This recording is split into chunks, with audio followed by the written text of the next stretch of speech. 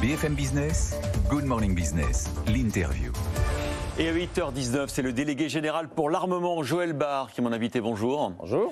Alors, est-ce qu'on se doit se réjouir de l'accélération des programmes d'armement en Europe? En 5 ans, le commerce d'armement a bondi de 19% en Europe. Et pour la France, vous connaissez les chiffres, l'an dernier, on a explosé le record historique, 28 milliards d'euros d'exportation, plus de 50% du précédent record de 2015.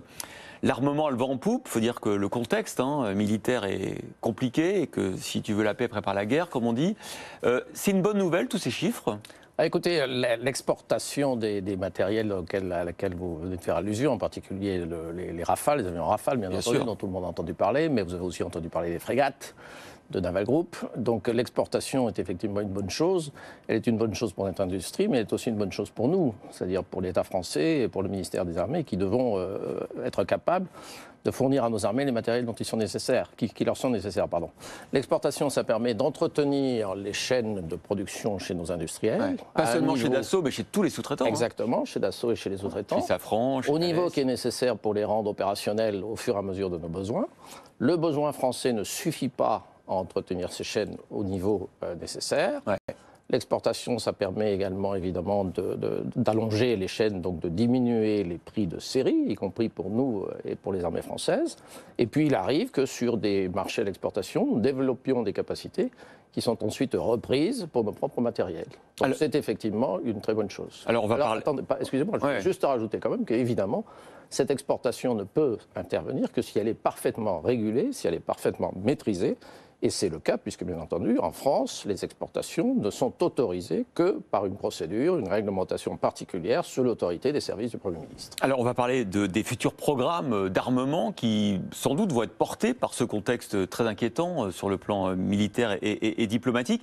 Mais justement, est-ce que ce succès, par exemple, du Rafale, de Dassault, ne va pas compliquer votre tâche qui est celle de trouver un accord entre Dassault et Airbus, entre le français et l'européen, pour faire le futur avion de combat européen, le SCAF, parce que Dassault va vous dire, attendez, mais moi je sais très bien faire un avion tout seul, ça vous fait sourire, mais vous avez raison, j'exporte des dizaines et des dizaines d'appareils franco-français, pourquoi est-ce que j'irais m'allier à Airbus ? Écoutez, je crois qu'effectivement, la difficulté que nous avons sur ce programme de système de combat aérien du futur, c'est que nous devons faire travailler ensemble deux industriels sur l'avion, qui s'appellent Dassault, comme vous l'avez cité, et Airbus, qui sont effectivement concurrents à l'exportation.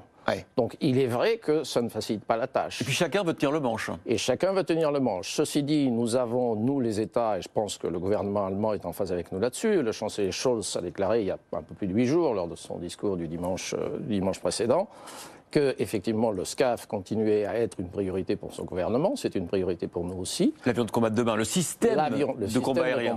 Donc il faut qu'effectivement nous arrivions à trouver un accord avec ces deux industriels que vous venez de citer, sur la base de 3 grands principes que nous avons posés et sur lesquels nous sommes d'accord avec les Allemands. Premier principe, un principe de clarté de responsabilité industrielle. Nous voulons que sur chaque système, sur chaque sous-système, nous ayons un industriel responsable et pas 2. Pour que, clairement, nous puissions engager l'industrie sur la réalisation. Deuxièmement, nous voulons évidemment que ce soit le meilleur des industriels possibles qui assument cette responsabilité. C'est ce que nous appelons dans notre jargon le principe du best athlète. Donc il faut que ce soit l'industriel le plus capable, qui a démontré son expertise, ses capacités, qui soit responsable de tel ou tel système. Et troisièmement, il faut qu'entre nos deux pays, nous ayons un équilibre entre nous et entre nos industriels. Et c'est ces principes-là que nous devons mettre en œuvre. Joël Barre, il y a eu le même débat il y a 20 ou 30 ans entre le Rafale et l'Eurofighter. Est-ce que là, quand même la balle est dans votre camp, c'est vous qui allez acheter les avions, c'est le gouvernement. Est-ce que s'il n'y a pas d'accord, vous finirez par acheter des avions à Dassault ? Nous n'en sommes pas là. Nous continuons à discuter longuement, durement parfois, effectivement, avec nos industriels, mais nous sommes en phase avec le gouvernement allemand et avec le gouvernement espagnol aussi. Est-ce que vous dites aux industriels, est-ce que vous dites à Dassault, par exemple, c'est bien simple, s'il n'y a pas d'accord, moi je ne vous achèterai pas d'avion? Écoutez, on n'en est pas là. On n'en est pas là parce que de toute façon, l'armée française aura besoin d'avions de combat du futur. Donc j'espère qu'effectivement, on va réussir à faire déboucher ce programme SCAF avec les Allemands et avec les Espagnols.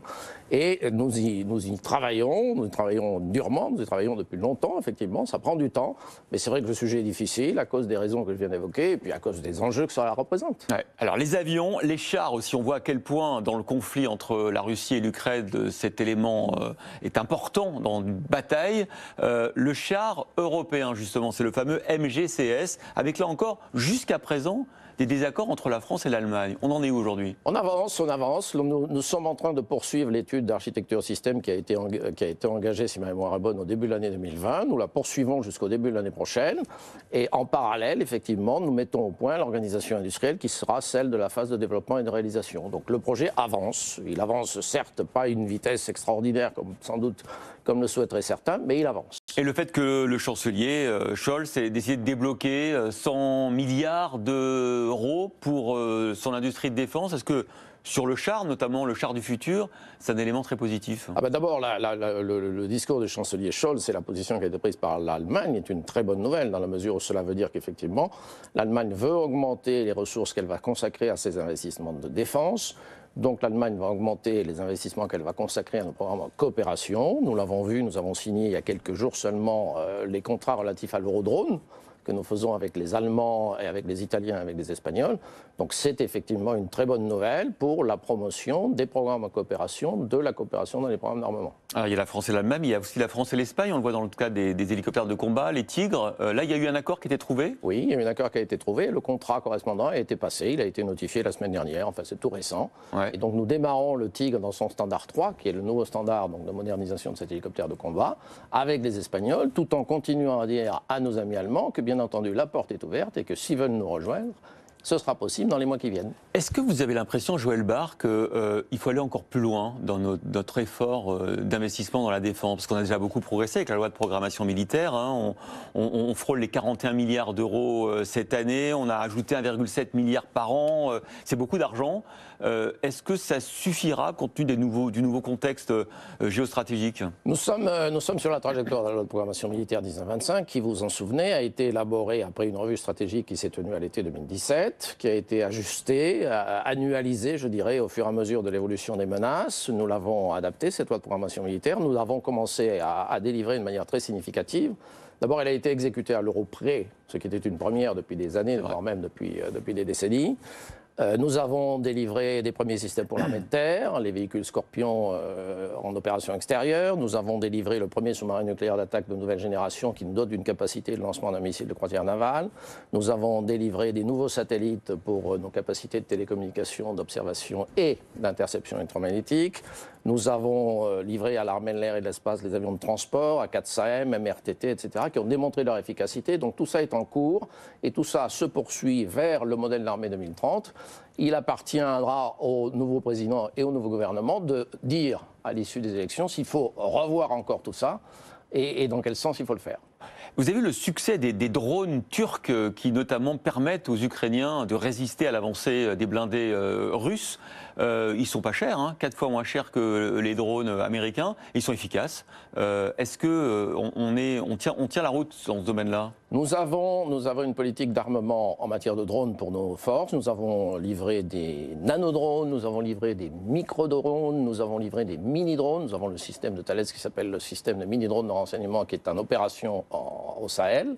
Nous utilisons le Reaper aujourd'hui, nous utiliserons l'Eurodrone demain qui va le remplacer. Ouais. Donc nous avons toute une politique effectivement d'acquisition et de livraison aux armées des différents types de drones possibles et qui leur sont nécessaires. Comment la DGA s'est positionnée dans le conflit ukrainien en termes de livraison d'armes? Est-ce qu'on peut en livrer davantage? Est-ce que, compte tenu du contexte OTAN-Russie, qu'est-ce qu'on peut faire? Nous sommes évidemment aux ordres des décisions qui sont prises en matière de livraison de matériel de protection et d'armements divers, et nous le faisons au fur et à mesure des nécessités, y compris en passant aux industriels concernés les commandes nécessaires. Et comment vous faites? Vous allez sur les bases aériennes de l'OTAN pour le livrer? Parce qu'il y a eu cette polémique. Ça relève évidemment des armées et non pas de la DGA. Nous passons les commandes nécessaires lorsqu'il en faut, et ensuite les matériels sont livrés aux armées qui s'occupent de la livraison vers le front de l'Est. On a fait un effort supplémentaire ces derniers jours? On a fait un effort supplémentaire, oui. De livraison d'armes? On a fait un effort supplémentaire. Joël Barre, délégué général pour l'armement, était l'invité de Good Morning Business ce matin.